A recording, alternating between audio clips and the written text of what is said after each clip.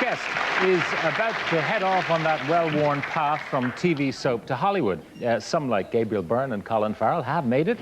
Others have come home tails between their legs. But we have high hopes for this fella. Currently getting into all sorts of trouble in Fair City, an affair with his teacher and her daughter, a decline into drink and drugs, and even more dramatic stuff in the next couple of weeks. Will you welcome, please, Ross O'Rourke, otherwise known as actor Jamie Belton.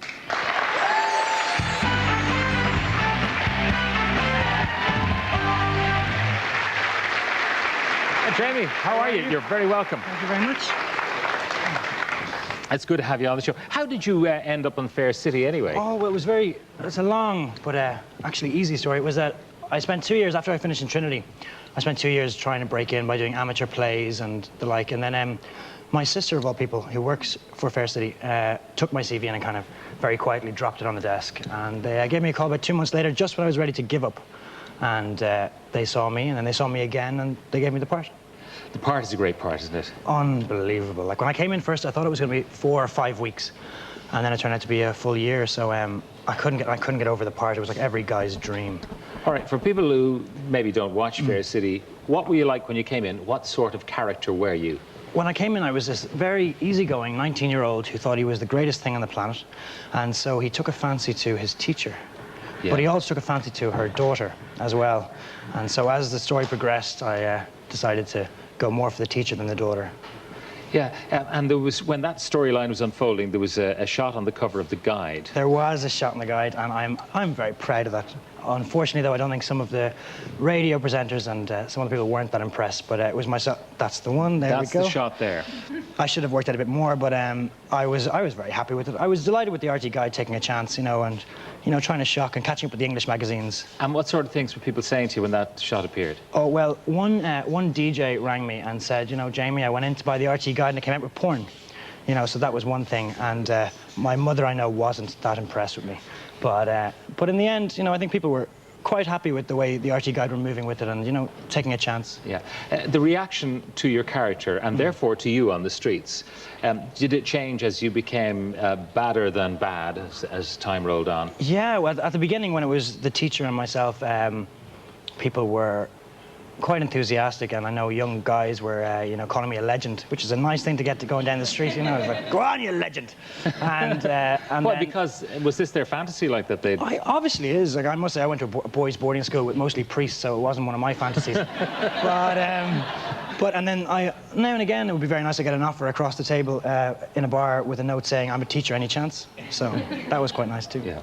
Then your character started to develop some more sinister sides. Yeah, he did, and it was a fantastic opportunity in a soap to get a character who goes a full 360 degrees. Starts off very innocent and very nice and a bit naive, chasing his teacher, but then as the story progressed, I turned into quite a bad boy.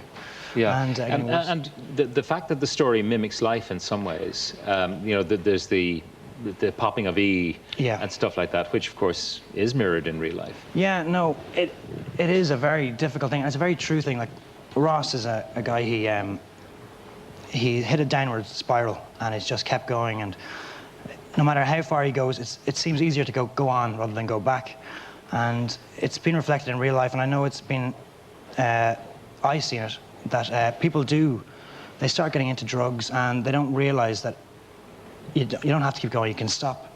And like, I'm very against drugs, and so I had to go into a lot of work about it, and the more I saw it's not really the person's fault. I think people blame the people who are on the drugs, but it's their only way. A lot of people are so unhappy that it's the only high they're ever going to get, and their high is probably not even close to my normal day, which is great. The storyline as we left it last night, the pills had fallen out of the pocket onto the floor. Baby Jessica, 3 years old. Yeah. You're babysitting. Exactly, and I'm there, of course. I'm not allowed to be there, but Jenny, the poor little girl, who just loves her boyfriend, invited them over.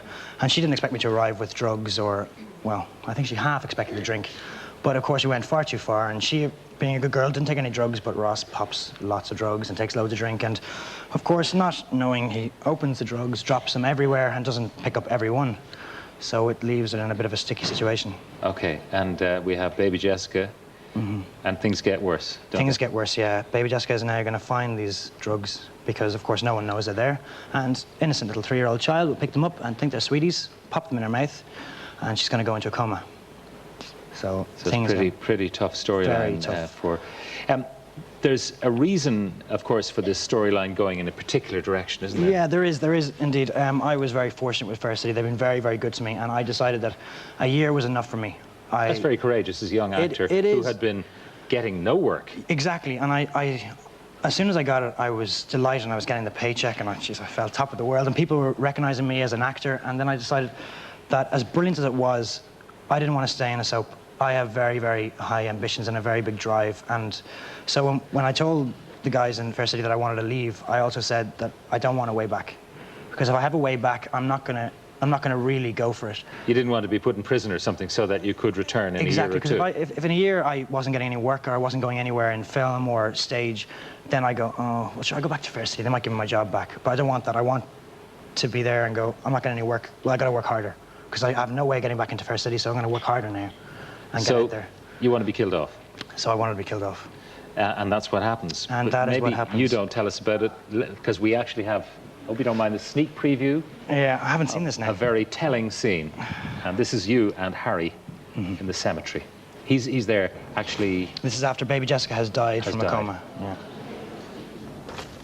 Jenny! Oh man, this is unreal. You killed my daughter.